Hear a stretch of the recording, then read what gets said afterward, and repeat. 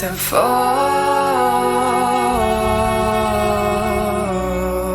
how it ends.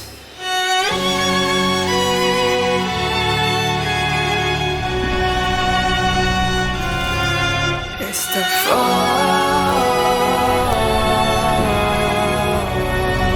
how it ends. Or it's the fall,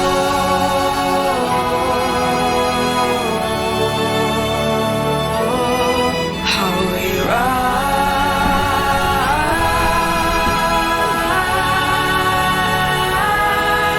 again. Ooh.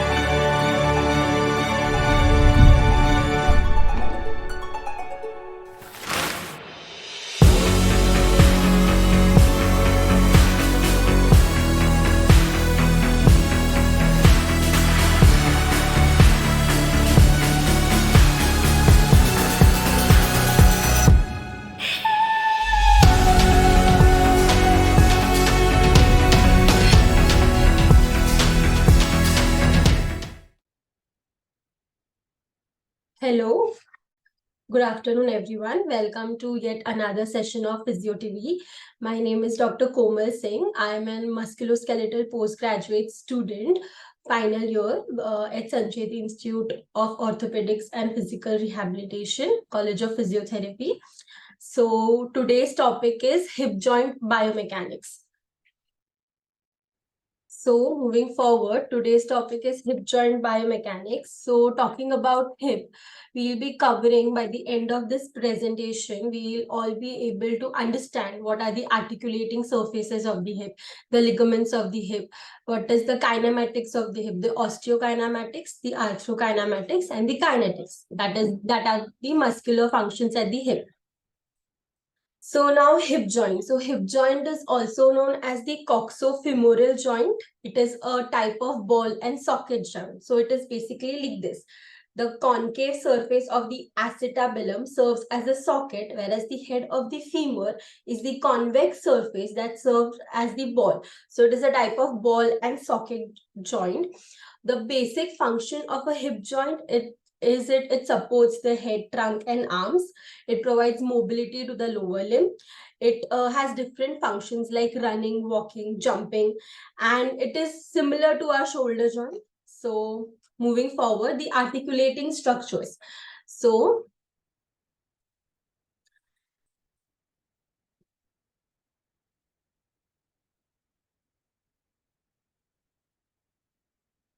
the articulating structures, the proximal articulating surface, as you can see here, is the acetabulum. The acetabulum is formed by the ilium, the pubis, and the ischium. The ilium and ischium consist of 2/5 part of the pelvis, whereas the pubis consists of 1/5 part of the pelvis. So now the acetabulum is divided into two surfaces. The horseshoe surface, which you can see, it is a lunate surface, and another is the acetabular fossa. The horseshoe-shaped lunate surface has an acetabular notch. It has also lining of the synovial or hyaline cartilage, and it has a transverse acetabular ligament. I'll just on the pointer. So here we can see this is the acetabulum. It is divided into two structures, the acetabular notch and the fossa. So the acetabular fossa, however, does not have a cartilage, whereas the lunate surface or the horseshoe-shaped surface of the acetabulum has cartilage, and that is the hyaline cartilage. The acetabular fossa here is a fibroelastic fat. It has synovial membrane which secretes synovial fluid, which is essential for the lubrication at the hip joint. Whereas the acetabular notch here, the horseshoe-shaped structure, also has a transverse acetabular ligament. This allows the blood vessels to traverse and pass through the joint. So now moving further and talking about the labrum. So the acetabulum labrum is a fibrocartilaginous structure. It does not have a distinct load distribution function. However, it has many nerve endings. Hence, any infection or inflammation around the acetabular labrum is very painful. However, it also helps in proprioception. It has it secretes synovial fluid for better lubrication. That's why it creates a hydrostatic pressure for the better hold of the femoral head in the acetabulum. Talking about the distal articular surface of the hip joint, which is the head of the femur, which is the femur. Basically, it consists of the head and neck. The head is a rounded part, which is the two-third surface area of the spear. It has a area here, which is known as the fovea capitis. So it has no cartilage, and it serves as the attachment of ligament teres. Here you can see the cut part. So here the fovea capitis is there from where the ligamentum teres attaches to the acetabulum. Okay, so the it also has a 5 centimeter almost long neck, which is angled superiorly, medially, and anteriorly. Moving forward, we'll talk about different structures. So we have already talked and discussed about acetabular labrum. The major functions are it deepens the acetabulum, it stabilizes the hip, increases the contact area, and hence decreases the joint stresses, and seals a pressurized layer of synovial fluid for a better hold of the femoral head. Now moving forward, we'll talk here about the two angles, the central edge angle and the acetabular anteversion angle. The center edge angle is also known as the angle of Wilberg. So it tells the magnitude of inferior orientation of the hip. So it tells it is the angle formed by the line joining the lateral end of the acetabulum, this, and line passing through the center of the femoral head. Okay, so it increases with age. So with age, there is more stability. Hence, in children, the chances of dislocation are very common because the central edge angle is less, and hence less stability. It measures around 35 degrees in females and 38 degrees in males. Talking here, the acetabular anteversion angle.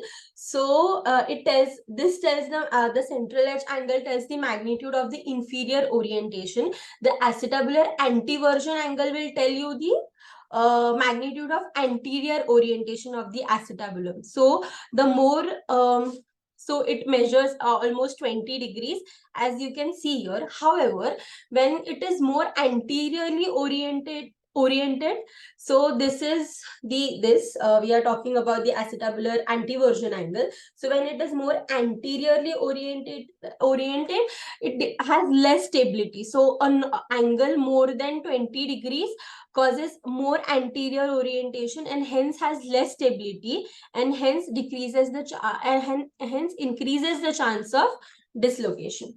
So we have talked about center edge angle and acetabular anteversion angle. Moving forward, the femoral angle of inclination. Now something which tells us around the inclination of the head.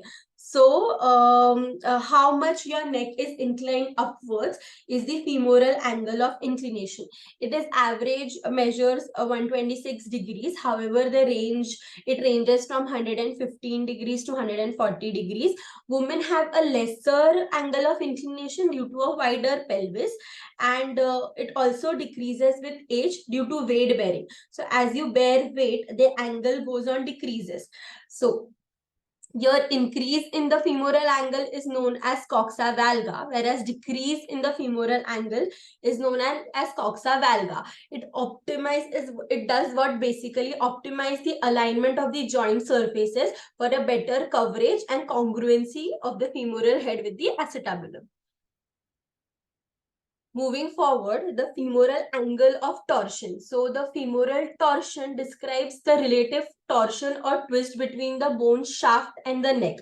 So the torsion angle is formed by the line passing through head and neck of the femur and one line passing through the femoral condyles. So this is 15 degrees. Excessive or greater angle causes anteversion and lesser angle of torsion causes retroversion. So it decreases with age. In children, it is 40 degrees, whereas in adult, it ranges around 10 to 15 degrees. This also causes or affords optimal alignment and joint congruence. Now moving further, capsules and ligaments of the hip. So now first talking about hip joint capsule. So hip joint capsule is a fibrous irregular structure. It has two fibers which are oblique and longitudinal, which both are thick. So it is thick in the anterior superior part and loose at the posterior inferior part. The joint capsule covers the head and neck, but it does not cover the greater and lesser trochanter. Whereas it has a rich blood supply by the longitudinal retinacular vessels, and it has a major role in providing stability and proprioception. So now talking about the ligaments of the hip. So the hip joint has ligaments anteriorly and posteriorly. So the anterior ligament are the iliofemoral ligament. This is a Y-shaped ligament you can see here, iliofemoral ligament. And posterior is the ischiofemoral ligament. However, anteriorly there are two ligaments, iliofemoral ligament and pubofemoral ligament, and posteriorly is the ischiofemoral ligament. So what does the iliofemoral ligament do? Here, anteriorly, firstly, it is a Y-shaped ligament. It is also known as ligament of Bigelow. It is one of the most strongest and thickest ligament of the hip joint. It traverses from the AIIS, that is the anterior inferior iliac spine, to the intertrochanteric line, and it resists hyperextension at the hip. And the pubofemoral ligament attaches again to the intertrochanteric line, whereas the posterior ischiofemoral ligament traverses from rim of the acetabulum to the inner surface of the greater trochanter and resists extension, full internal rotation, and adduction. So now talking about another ligament which we saw earlier was the ligamentum teres. So now ligamentum teres is an intra-articular extrasynovial ligament. So it has a synovial lining outside and has secondary blood supply. It majorly attaches the femoral head to the acetabular labrum.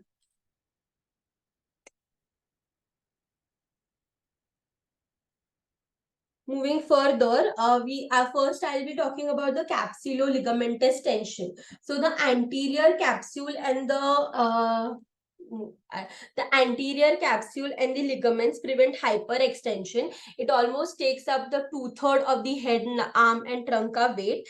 And the close back position, when the hip ligaments are taut and the hip is tight, the close back position is extension, abduction, and medial rotation, whereas the open back or loose back position, which is more prone to chances of injury, is flexion, abduction, and lateral rotation.